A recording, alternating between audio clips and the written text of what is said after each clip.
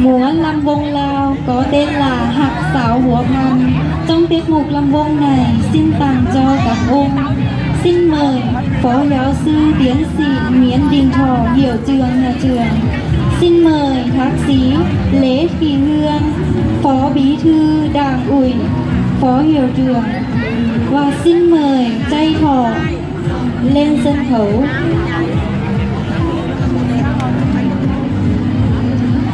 ต่อไปแม่กันฟ้อนระวงในห้องประชุมมาเลิศในบทเพลงห้างสาวหอพันในห้องระวงห้องนี้ขอถือเป็นเกียรติมอบให้แก่ท่านอาจารย์เหมือนดิงโทท่านอาจารย์เล็กเมืองและนางสาวความฟ้อนในระวงห้องนี้ขอเชิญนางสาวรัตดาวันท่านคำสอนคณะกรรมการลาวท่านใจโก้คณะกรรมการลาวและนางสาวนิตามอบให้เกียรติฟ้อนระวงในที่นี้ด้วยว่ากับบ้านหนึ่งคำจ้าวาวติ๊กมุกในลาโหมดลัดดาวันไฮละไพวันบ้าคำสอง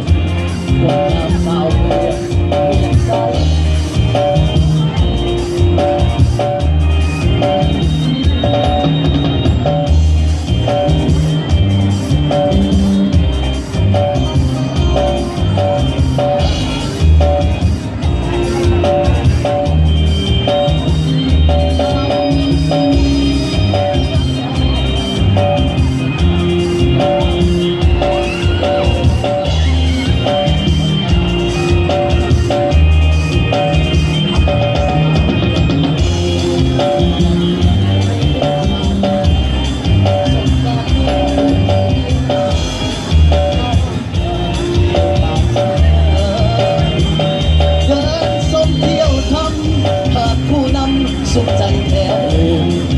ผู้สูงมีลมพาเสือสมคันเดินแค่น้อ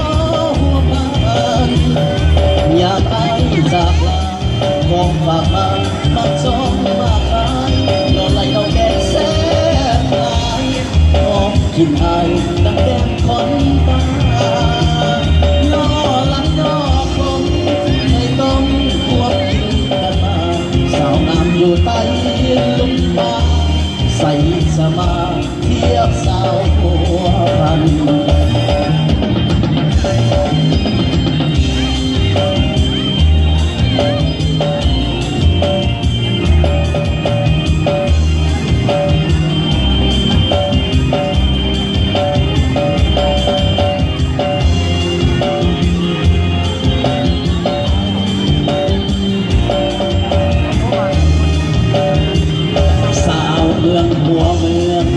อยากเจอสาวคำลาสบการเมื่อบุญเดือนห้าสองเข้ามาเที่ยวการเสนอเดินส่องเที่ยวทำหากผู้นำสมใจแท้รู้สึกมีลมพาเจยสนคำเอ่ยแค่น้อหัววันหาจากลาของฝากมาจองมาขายนอไหลนอแกงแสนลายของกินอายดัง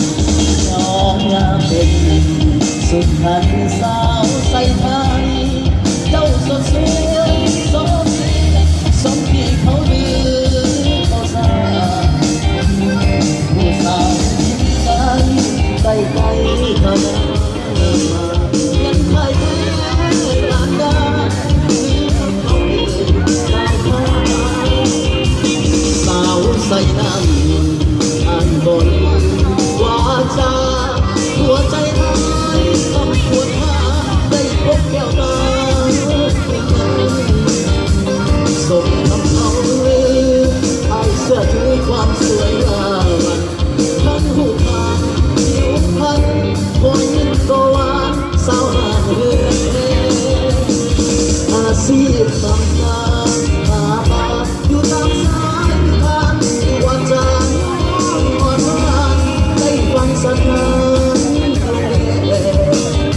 ยิ่งนำสักส่วนแก่หัวผู้คนหน้าหยุดพักทางเดือนแท้งานจิ้มแค่สาวใส่เธอนี้เมื่อยังจะจากทางสุดอะไรเหมือนเพหากใจน้องเราเพียงแต่จะบอกพ่อแม่มาขอทันทียานดุงว่าสมลงทางสาวใส่ผ้าได้แค่สวยงามใจดีถูกใจดีสาวหางเหือแท้เอาเที่ยวกันเด้อเที่ยวกันเด้อเที่ยวกัน